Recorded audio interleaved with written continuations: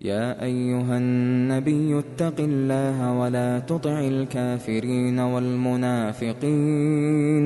إن الله كان عليما حكيما واتبع ما يوحى إليك من ربك إن الله كان بما تعملون خبيرا وتوكل على الله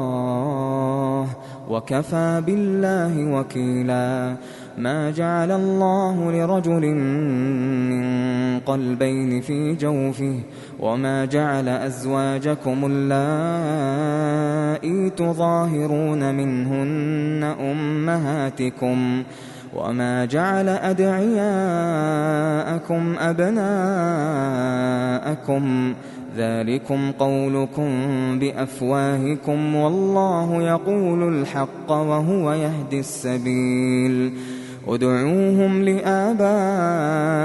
هو أقسط عند الله فإن لم تعلموا آباءهم فإخوانكم في الدين ومواليكم وليس عليكم جناح فيما أخطأتم به ولكن ما تعمدت قلوبكم وكان الله غفورا رحيما النبي أولى بالمؤمنين من أنفسهم وأزواجه أمهاتهم وأولو الأرحام بعضهم أولى ببعض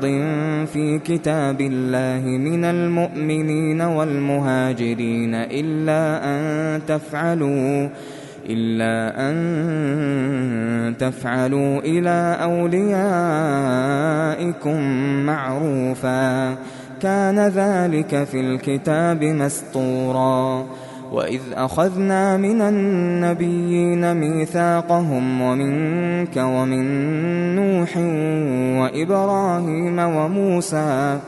وإبراهيم وموسى وعيسى بن مريم وأخذنا منهم ميثاقا غليظا ليسأل الصادقين عن صدقهم وأعد للكافرين عذابا أليما يا أيها الذين آمنوا اذكروا نعمة الله عليكم إذ جاءتكم جنود فأرسلنا عليهم ريحا وجنودا لم تروها وكان الله بما تعملون بصيرا إذ جاءوكم من فوقكم ومن أسفل منكم وإذ زاغت الأبصار وبلغت القلوب الحناجر وتظنون بالله الظنونا هنالك ابتلي المؤمنون وزلزلوا زلزالا شديدا وإذ يقول المنافقون والذين في قلوبهم مرض ما وعدنا الله ورسوله إلا غرورا وإذ قالت طائفة منهم يا أهل يثرب لا مقام لكم فارجعوا ويستأذن فريق منهم النبي يقولون إن بيوتنا عورة وما هي بعورة إن يريدون إلا فرارا ولو دخلت عليهم من أقطارها ثم سئلوا الفتنة لآتوها وما تلبثوا بها إلا يسيرا ولقد كانوا عاهدوا الله من قبل لا يولون الأدبار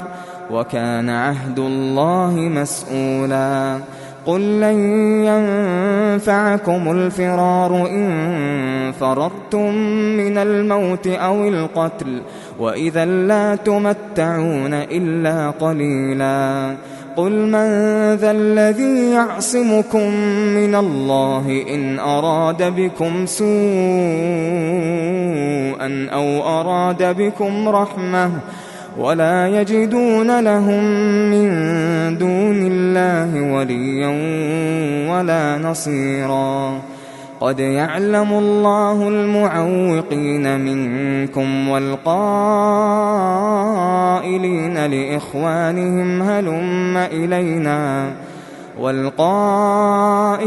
لإخوانهم هلم إلينا ولا يأتون البأس إلا قليلا أشحة عليكم فإذا جاء الخوف رأيتهم ينظرون إليك تدور أعينهم كالذي يغشى عليه من الموت فإذا ذهب الخوف سلقوكم بألسنة حداد أشحة على الخير أولئك لم يؤمنوا فأحبط الله أعمالهم وكان ذلك على الله يسيرا يحسبون الأحزاب لم يذهبوا وإن يأتي الأحزاب يودوا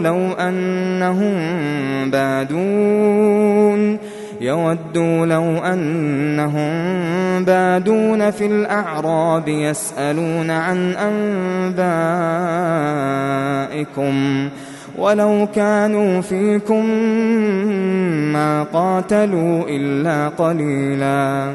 لقد كان لكم في رسول الله أسوة حسنة لمن كان يرجو الله واليوم الآخر وذكر الله كثيرا ولما رأى المؤمنون الأحزاب قالوا هذا ما وعدنا الله ورسوله وصدق الله ورسوله وما زادهم إلا إيمانا وتسليما من المؤمنين رجال صدقوا ما عاهدوا الله عليه فمنهم من قضى نحبه ومنهم من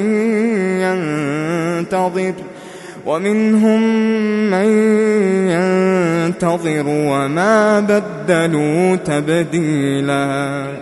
ليجزي الله الصادقين بصدقهم ويعذب المنافقين إن شاء أو يتوب عليهم إن الله كان غفورا رحيما ورد الله الذين كفروا بغيظهم لم ينالوا خيرا وكفى الله المؤمنين القتال وكان الله قويا عزيزا وأنزل الذين ظاهروهم من أهل الكتاب من صياصيهم وقذف في قلوبهم الرعب فريقا تقتلون وتأسرون فريقا وأورثكم أرضهم وديارهم وأموالهم وأرضا لم تطئوها وكان الله على كل شيء قديرا يا أيها النبي قل لأزواجك إن كنتن تردن الحياة الدنيا وزينتها فتعالين أمتعكن وأسرحكن سراحا جميلا وإن كنتن تردن الله ورسوله والدار الآخرة فإن الله أعد للمحسنات منكن أجرا عظيما يا نساء النبي من يأت منكن بفاحشة مبينة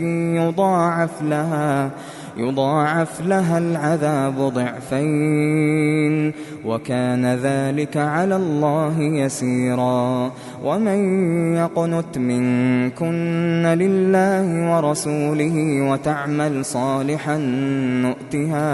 نؤتها أجرها مرتين وأعتدنا لها رزقا كريما يا نساء النبي لستن كأحد من النساء إن اتقيتن فلا تخضعن بالقول فيطمع الذي في قلبه مرض وقلن قولا معروفا وقرن في بيوتكن ولا تبرجن تبرج الجاهلية الأولى وأقمنا الصلاة وآتينا الزكاة وأطعنا الله ورسوله إنما يريد الله ليذهب عنكم الرجس أهل البيت ويطهركم تطهيرا واذكرن ما يتلى في بيوتكن من آيات الله والحكمة إن الله كان لطيفا خبيرا إن المسلمين والمسلمات والمؤمنين والمؤمنات والقانتين والقانتات والصادقين والصادقات والصابرين والصابرات والخاشعين والخاشعات والمتصدقين والمتصدقات والصائمين والصائمات والحافظين فروجهم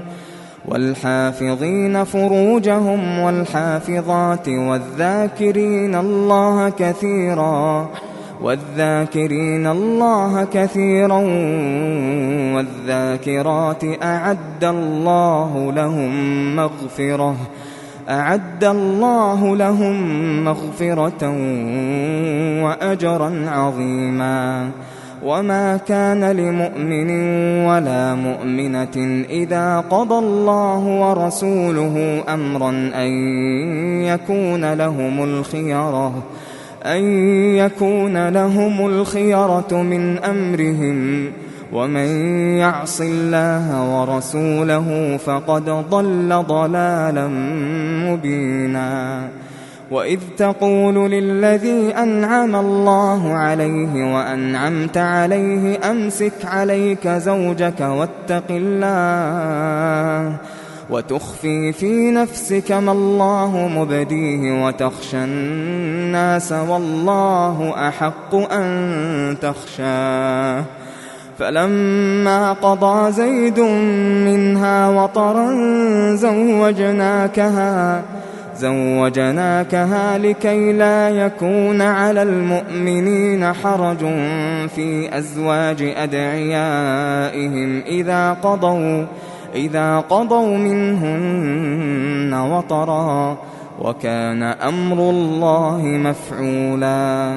ما كان على النبي من حرج فيما فرض الله له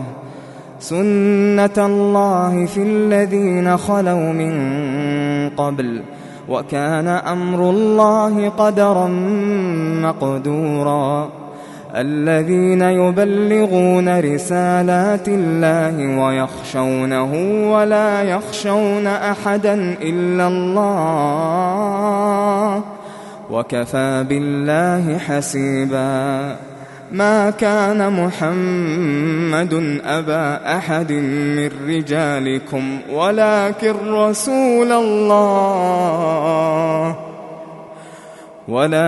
رسول الله وخاتم النبيين وكان الله بكل شيء عليما يا أيها الذين آمنوا اذكروا الله ذكرا كثيرا وسبحوه بكرة وأصيلا هو الذي يصلي عليكم وملائكته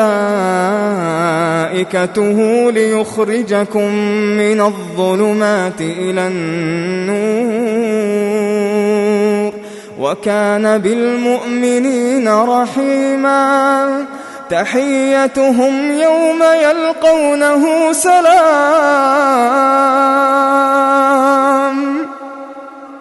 وأعد لهم أجرا كريما يا أيها النبي إنا أرسلناك شاهدا ومبشرا ونذيرا وداعيا إلى الله بإذنه وسراجا منيرا وبشر المؤمنين بأن لهم من الله فضلا كبيرا ولا تطع الكافرين والمنافقين ودع أذاهم وتوكل على الله وكفى بالله وكيلا يا أيها الذين آمنوا إذا نكحتم المؤمنات ثم طلقتموهن من قبل أن تمسوهن فما لكم عليهن من عدة تعتدونها فمتعوهن وسرحوهن سراحا جميلا يا أيها النبي إنا أحللنا لك أزواجك اللاتي آتيت أجورهن وما ملكت يمينك مما أفاء الله عليك وبنات عمك وبنات عماتك وبنات خالك وبنات خالاتك اللاتي هاجرن معك وامرأة مؤمنة إن وهبت نفسها للنبي إن أراد النبي أن يستنكحها خالصة لك من دون المؤمنين قد علمنا ما فرضنا عليهم في أزواجهم وما ملكت أيمانهم لكي لا يكون عليك حرج وكان الله غفورا رحيما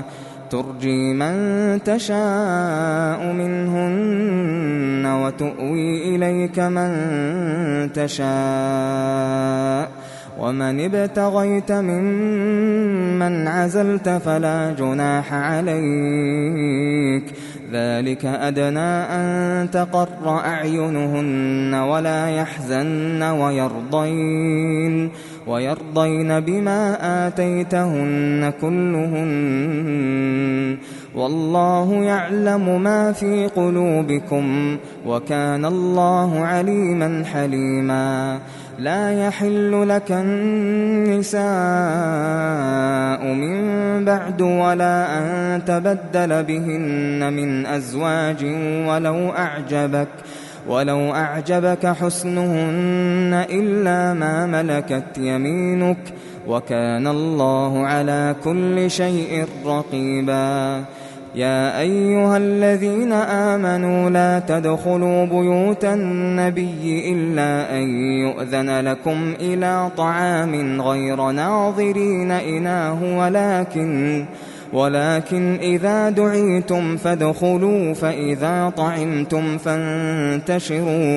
فإذا طعمتم فانتشروا ولا مستأنسين لحديث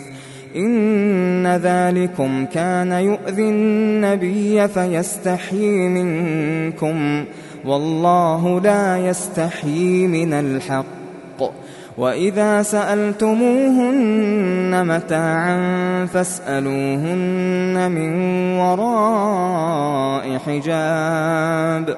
ذلكم أطهر لقلوبكم وقلوبهن وما كان لكم أن تؤذوا رسول الله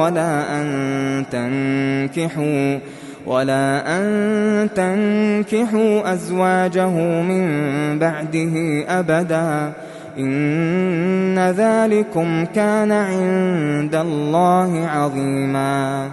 إن تبدوا شيئا أو تخفوه فإن الله كان بكل شيء عليما لا جناح عليهن في آبائهن ولا أبنائهن ولا إخوانهن ولا أبناء إخوانهن ولا أبناء أخواتهن ولا نسائهن ولا ما ملكت أيمانهن واتقين الله إن الله كان على كل شيء شهيدا إن الله وملائكته يصلون على النبي يا أيها الذين آمنوا صلوا عليه وسلموا تسليما إن الذين يؤذون الله ورسوله لعنهم الله في الدنيا والآخرة وأعد لهم عذابا مهينا والذين يؤذون المؤمنين والمؤمنات بغير ما اكتسبوا فقد احتملوا بهتانا وإثما مبينا يا أيها النبي قل لأزواجك وبناتك ونساء المؤمنين يدنين عليهن من جلابيبهن ذلك أدنى أن يعرفن فلا يؤذين وكان الله غفورا رحيما لئن لم ينته المنافقون والذين في قلوبهم مرض والمرجفون في المدينة لنغرينك بهم ثم لا يجاورونك فيها إلا قليلا ملعونين أينما ثقفوا أخذوا وقتلوا تقتيلا سنة الله في الذين خلوا من قبل ولن تجد لسنة الله تبديلا يسألك الناس عن الساعة قل إنما علمها عند الله وما يدريك لعل الساعة تكون قريبا إن الله لعن الكافرين وأعد لهم سعيرا خالدين فيها أبدا لا يجدون وليا ولا نصيرا يوم تقلب وجوههم في النار يقولون يا ليتنا أطعنا الله وأطعنا الرسولا وقالوا ربنا إنا أطعنا سادتنا وكبراءنا فأضلونا السبيلا ربنا آتهم ضعفين من العذاب والعنهم لعنا كبيرا يا أيها الذين آمنوا لا تكونوا كالذين آذوا موسى فبرأه الله مما قالوا وكان عند الله وجيها يا أيها الذين آمنوا اتقوا الله وقولوا قولا سديدا يصلح لكم أعمالكم ويغفر لكم ذنوبكم ومن يطع الله ورسوله فقد فاز فوزا عظيما إنا عرضنا الأمانة على السماوات والأرض والجبال فأبين أن يحملنها وأشفقن منها وحملها الإنسان إنه كان ظلوما جهولا ليعذب الله المنافقين والمنافقات والمشركين والمشركات ويتوب الله على المؤمنين والمؤمنات وكان الله غفورا رحيما.